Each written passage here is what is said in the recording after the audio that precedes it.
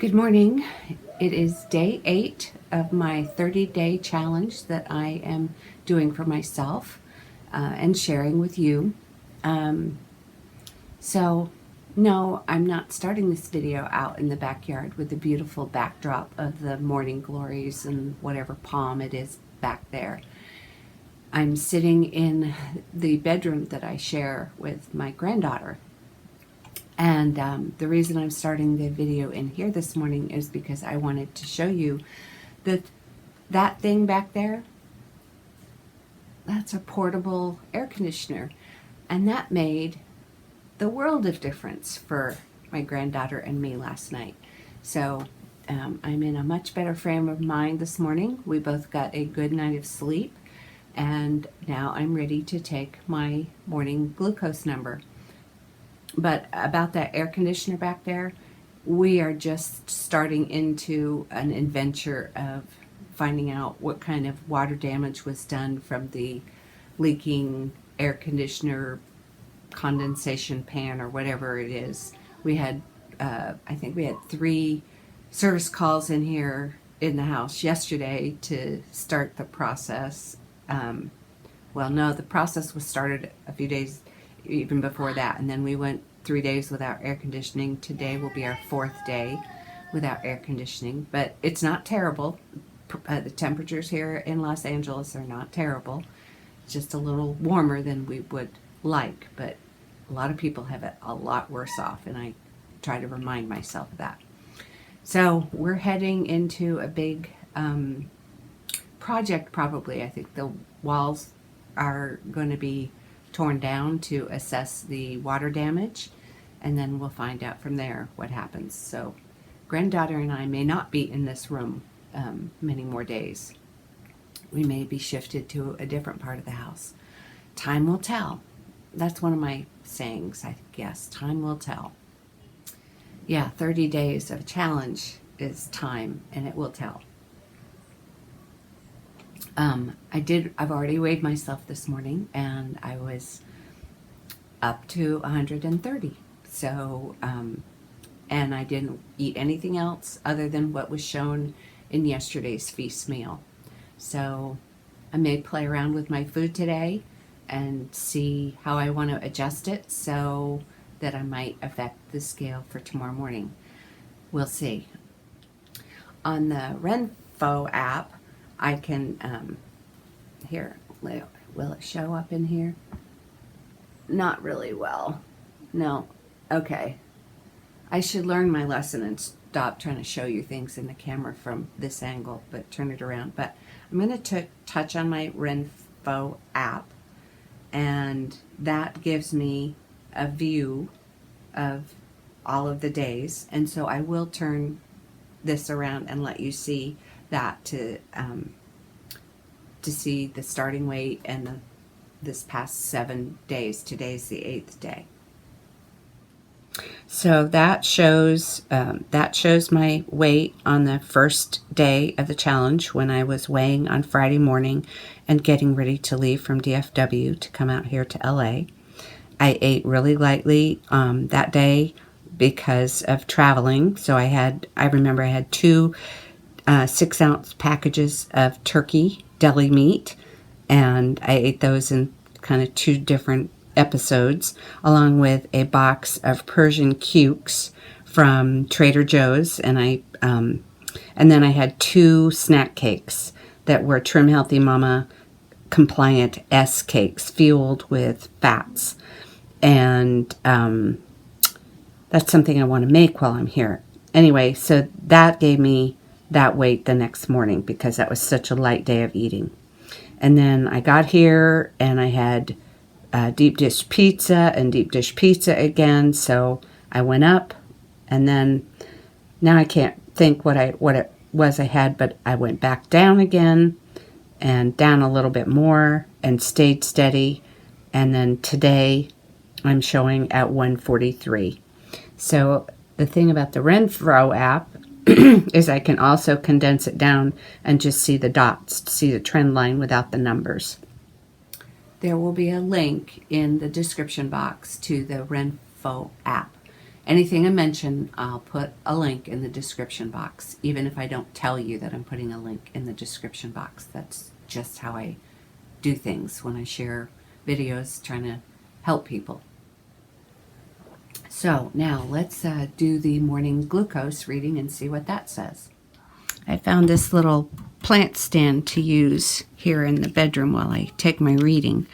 Okay, so cap off, cartridge open, get out some test strips, 1, 2, 3, and then get the meter out and stick it in the bottom of the phone. So that's still the Renfo screen, but when I put the meter in, the Dario pops up. It gets a signal, and it pops up and asks me if I want to use the Dario. So I'm going to allow, and then it should tell me in a second to insert a new test strip. Do that, and now I'm using the cocking device to do the finger prick and set this down. So draw a little bead of blood here, stick that at the end of the test strip for the pipette end, and see what it says for the first of at least 2 readings. Oh, wow, that was nice, 78. That would be wonderful if I could wake up all the time with a glucose in the 70s. Let's see. Now this is probably going to be higher. Almost without fail, the next reading is higher. At least that's been my experience. 74. Okay, now that's a big surprise to me. So it went down, but it's more than 3 digits apart. I try to get my readings to corroborate each other, if that's the right word, and be 3 digits apart. So let's see what this third reading says. 78. Okay, so there we've got our agreement. We have 2 78s. So my morning fasting glucose makes me really happy. 78 is a beautiful morning fasting glucose. Oh, that feels really good. That morning number really encourages me because the ideal glucose numbers that I keep in my mind are from 70 to 110, from fasted to fed. And I would really like to have my glucose stay within those ranges. I don't know if I have a chart on that to show you or not, but 70 to 110, those are the numbers that I keep in my brain. Well, it's time to get on with the rest of the morning, to go shower and dress if I can, if the bathroom is free. And then that'll mean I'm at least ready when any service people show up. I said yesterday on day 7 of 30 that I was hoping to get some protein crepes made. I didn't get that done yesterday, but maybe that will be on the agenda today. And I don't know what else is ahead of me. I will walk on my tread desk a lot today. I'm hoping to get in more miles. And I guess that's it for right now. So I just start off with that beautiful 78 for a morning fasting glucose. That's wonderful. That's really, really wonderful. I have been doing one of the things that I love to do most this morning, with the exception of making a nourishing drink for my daughter while she's studying.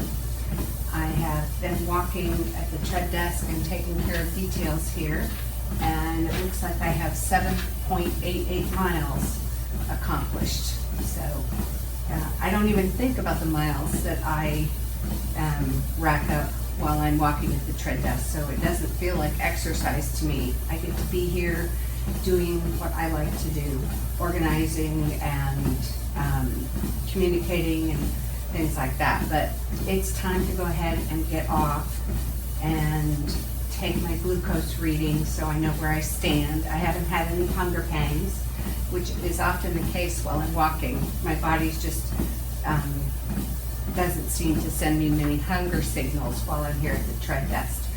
But I need to get off and take a glucose reading and then check on what I can go ahead and make for my meal and for my daughter's meal. So I keep her fed while she's studying for her big exam. All right, so here we go. Get out the test strips. 1, 2, 3, and the meter. Plug it in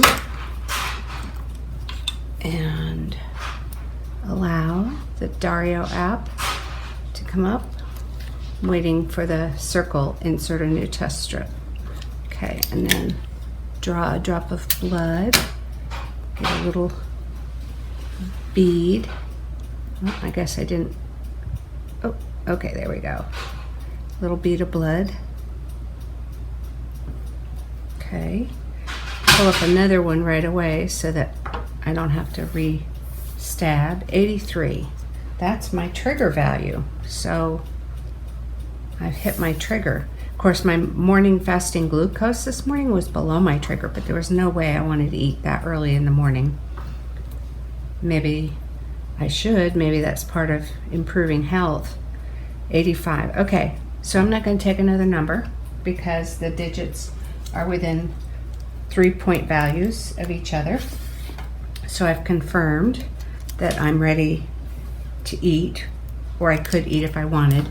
I'm going to check this off and I'm going to go to the data-driven fasting app, and there's shows my trigger value. So I'm going to put in track.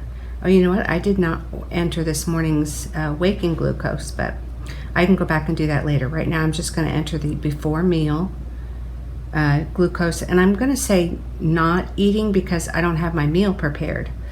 So I'm going to hit 83 as my value, and I took off the will you eat. I see if it's on, that indicates that I am going to, but I'm checking it off. I don't have any hunger, so I'm going to rate that at 1. And I don't have to put anything in here about poor sleep like the other night. So I hit record and I get a message. Congratulations, your blood glucose is close enough to your personal trigger. Time to eat a nutritious meal. Righto, we'll do that as soon as I prepare the nutritious meal. So let's put the meter back in. And oh, I didn't use all 3 test strips, so let's put that unused one back in. Put the cap back on, and there is my Dario ready to be used again. Time to go in the kitchen and see what I can cook up. Okay, I've scrounged around and I think I've come up with a plan, so I'll show you what I think I'm going to do. I can tell you that it all started from this organic basil. If it doesn't get used, it's going to be wasted. So I start there and think, okay, I can use some of her marinara sauce and some bone broth, and I can make a tomato basil soup. I'll probably put some garlic in it. Oh, and then I remembered she has this wonderful homemade sourdough bread. So I could turn that into something yummy with olive oil and butter and garlic and salt. So croutons or something. And to add protein, I know that a Trim Healthy Mama trick is to use beef gelatin powder. And that comes out of my pantry box from when I was here last time. I'm also thinking I would like to get in some good vegetables. I know that the basil is a good vegetable, but I think I'm gonna do up this spaghetti squash in the Instant Pot. So that's some of my initial thoughts. I need to go ahead and get started. I've also been making noise the past couple days about making Neely's protein crepes to do something with them, and that just takes egg whites and gelatin powder. So I've got both of those things. But first I need to make the actual food that we need to eat. Oh my gosh, this basil smells so good. I love cooking with fresh basil. Well, I've been cooking away and things are coming together and I'm feeling really hungry. So I'm gonna turn the camera around and take my glucose and see what the situation is. Okay, cap off. I need Dario. That is a website first. So 1, 2, 3. Pull out the meter. Pop that in. And I've got the insert new test strip. Let's do this finger here. Pop it. Draw some blood up and test that. And draw another drop, so I'm right behind it. 82, one below my trigger. My trigger's 83 right now. Okay, let's try again. Make sure they are within 3 digits of each other. Pull up another drop of blood. 79, okay. That's good. Well, we want 3 digits, no difference. No more difference than 3. So, let's see here, in case I have to, okay, so we had 79 and 80 are close, yeah, okay. So, I'm gonna go enter the 79 in my data-driven fasting app. And I'm gonna say I'm gonna eat because I'm hungry, really hungry. So glucose, I'm gonna put that 79 right down right now. I'm glad to put that down. Will you eat? Rate your hunger. 3, definitely 3, might even be 4. I'm gonna go with 3. Record, what does it tell me? Congratulations, your blood glucose is close enough to your personal trigger. Time to eat a nutritious meal. Okay. Well, I am gonna eat and I'll show you my options here. Well, here's my pot of tomato basil soup. It's missing the heavy whipping cream that I usually put in it, but I guess I can look on the bright side and that saves me fat. I can use the fat from my body instead of putting fat in my mouth. I added beef gelatin powder to that tomato basil soup to get some protein in there. I did cook the spaghetti squash in the Instant Pot, and so that is all threaded out. And I have some low-fat cottage cheese that I think I'm going to somehow combine with the tomato basil soup and this spaghetti squash. And I want to add the cottage cheese to add a creamy element and also more protein. In the air fryer, I am toasting up these garlic sticks using my daughter's stale sourdough bread. So I'm really looking forward to eating that, but I want to slow myself down with the other food first and not let myself just gorge on these garlic sourdough sticks, because that I very easily could do that. The link to the air fryer that I like the most is this one, and I will put it in the description box.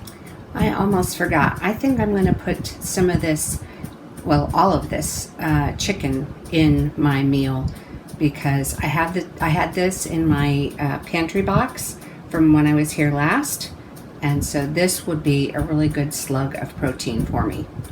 So now to assemble all this and make it attractive. Well, the meal is composed. I'm going to pour my hop tea, and I am ready to feast.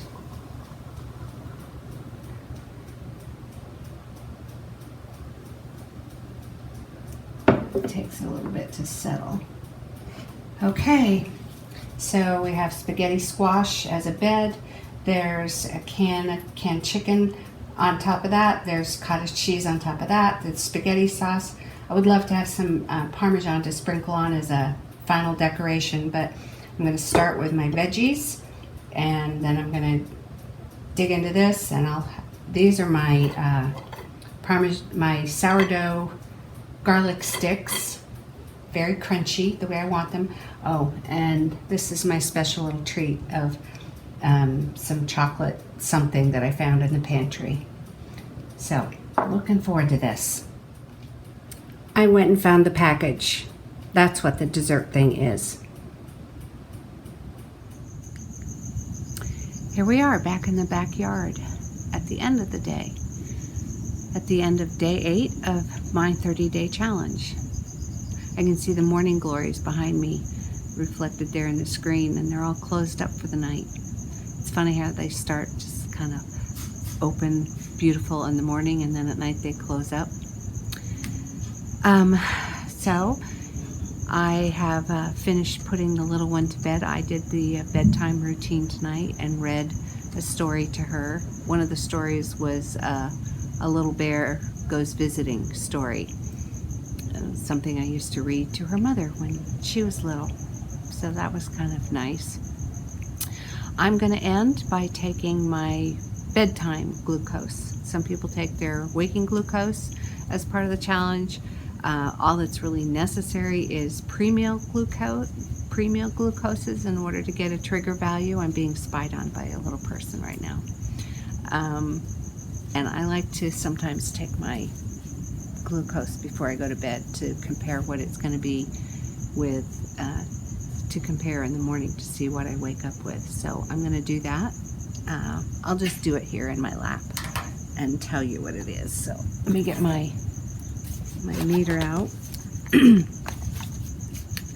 Yes, I'm being watched. Okay.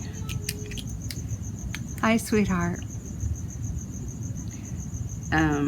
Okay, get the Dario open and my 3 test strips, and 1, 2, 3 here, and do the finger stick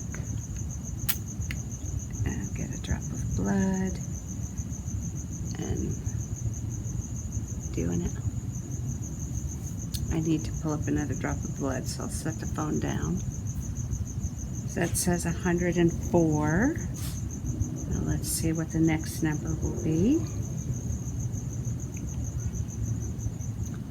Just so you see that I'm taking, whoops, I didn't get my circle. Let's see if it'll still come up sometime. Okay, and it's reading 104 exactly, so I get to stop there. So my nighttime, bedtime glucose is reading 104, and put the meter back in here. So it's hours later after my meal, and I'm not back down to baseline. You know, pretty strong indication that I overate, but and I overate, but, well, actually, maybe it's not so much that I overate, but my combinations weren't. Let's see. I had the sourdough. I don't know what you'd call them. It was just something I made up to use up the old sourdough bread, sourdough crisp sticks or whatever. That was a combination of carbs and fats together. So that is definitely going to make it take my body longer to get through all that.